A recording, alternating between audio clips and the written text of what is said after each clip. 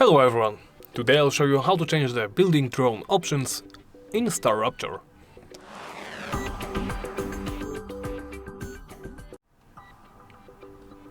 Let's begin by opening the options menu.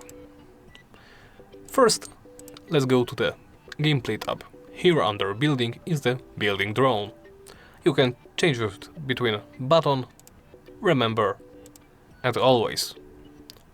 Once you make a choice, simply hit apply. There are also